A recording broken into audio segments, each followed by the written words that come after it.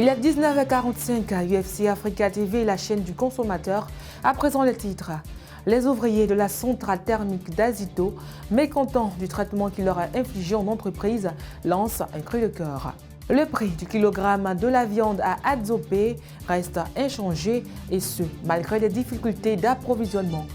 Et puis bientôt la mise en vigueur d'une loi sur les services publics de suivi en Côte d'Ivoire. Bonsoir à tous et merci d'être des nôtres. Énergie pour commencer. Depuis hier, des ouvriers de la centrale thermique d'Azito sont de mauvaise humeur. Ils crient leur ras-le-bol pour maltraitance professionnelle. Qui s'engagera pour les détails? Paiement de salaire en dents de scie, mauvais traitement et non-existence de contrat de travail depuis plusieurs années pour certains. Voici entre autres ce que dénoncent les ouvriers de la centrale thermique d'Azito. Depuis hier, ces ouvriers ont marqué un arrêt de travail et entendent le maintenir jusqu'à nouvel ordre. Bon, le problème ici qui se passe actuellement, on a un problème de salaire. Un problème de salaire qui dure 4 mois pour certaines personnes, 2 mois, 1 mois pour certaines personnes. Donc c'est pour cela qu'on est sorti pour se faire entendre. C'est que ici à la centrale thermique d'Azito, il y a un manque de respect d'abord, un manque de considération. Si quelqu'un doit recevoir peut-être que 100 000, ils vont lui donner peut-être que la moitié et lui donner le reste quand ils veulent. Il est payé aujourd'hui le 5, le mois prochain peut-être que c'est le 10 ou le 15. Ça fait près de 2 semaines aujourd'hui que les toilettes là sont fermées. On ne peut pas aller à la selle, rien. Vraiment c'est pénible. On travaille dans des conditions très très difficiles. Regardez la hauteur sur laquelle on travaille, à plus de 43 mètres, 53 mètres. Sans prime de risque, sans supplémentaire, sans assurance. Pour certains, la présente situation est le résultat de l'ignorance des autorités envers eux. Ils vont plus loin et affirment que l'État délaisse la main-d'œuvre qualifiée locale au détriment des expatriés. Bon, le gouvernement, c'est que le gouvernement doit attendre là. Moi, je dis au gouvernement déjà qu'ici, là, et les ouvriers qualifiés qui sont en Côte d'Ivoire ici, n'ont pas besoin d'aller prendre les gens en Europe pour venir ici pour travailler pour nous. Nous-mêmes là, on peut faire notre travail en Côte d'Ivoire ici. Tout le monde doit savoir en premier qu'en Côte d'Ivoire ici, il y a des personnes qualifiées. Il y a bien beaucoup de personnes qualifiées pour ce travail-là, pour ce boulot-là. Vous n'êtes pas aller chercher des gens dans des différents pays, je ne sais quoi, pour venir se foutre de nous n'importe comment.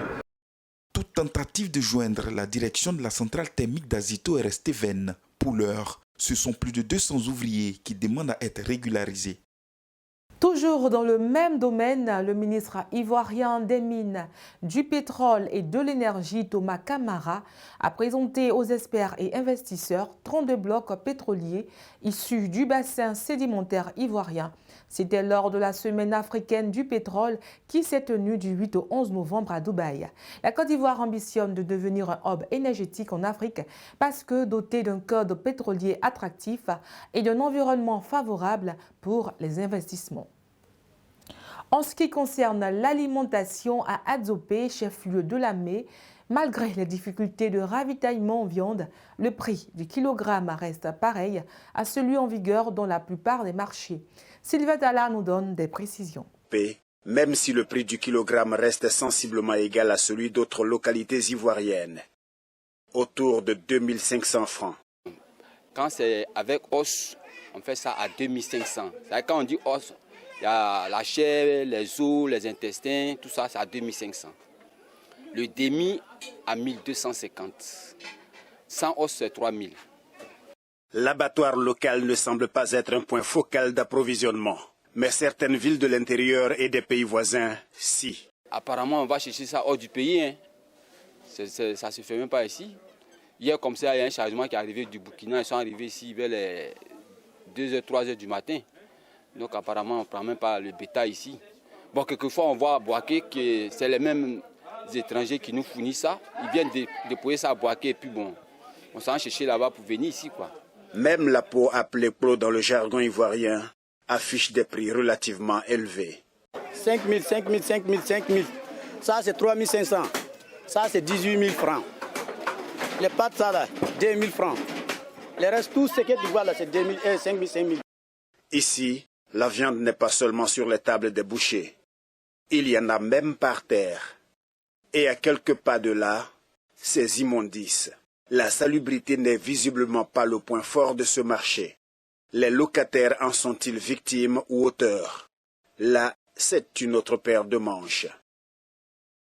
À côté de la vie chère, le consommateur doit faire face aux nombreux problèmes liés à l'habitat.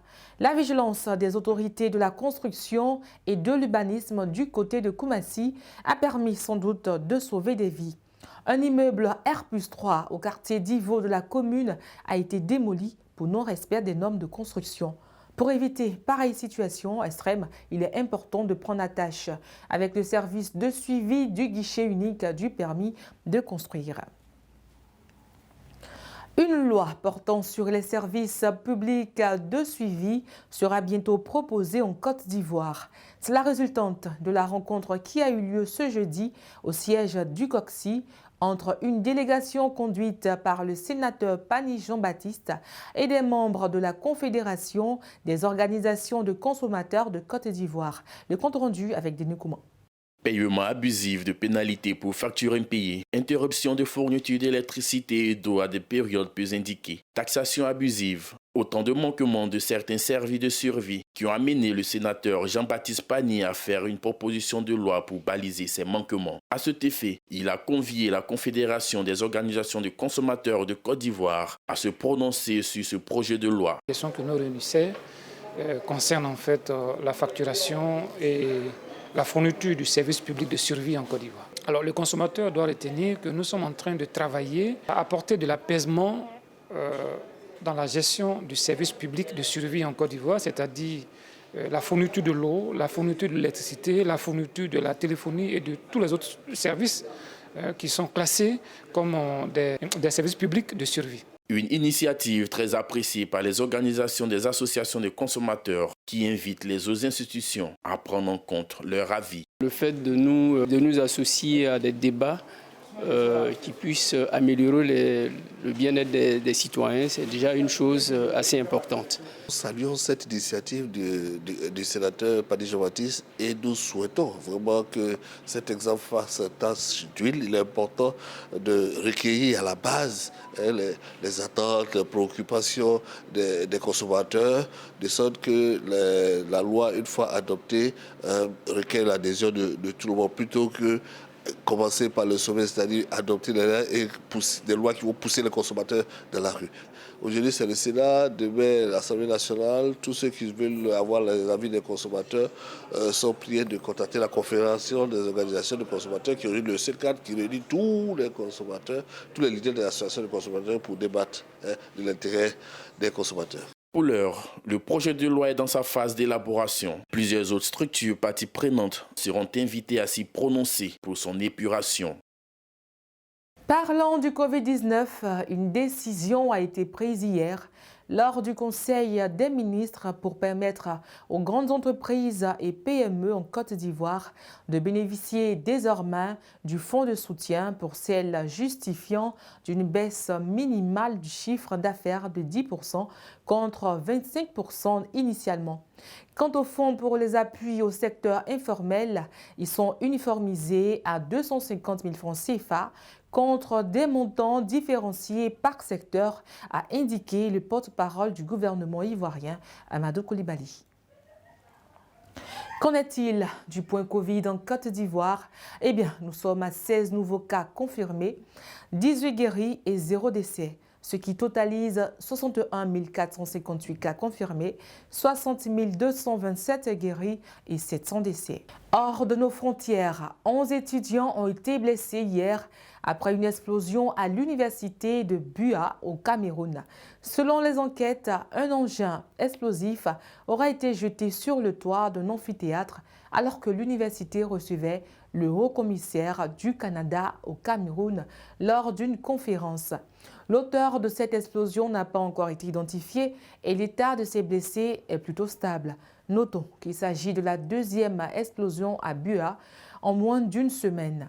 Lundi dernier, un chauffeur de taxi avait trouvé la mort suite à l'explosion de son véhicule. C'est la fin de cette édition. Demain, vous serez en compagnie de Sylvie Tala. Quant à moi, je vous retrouve la semaine prochaine. Bonsoir.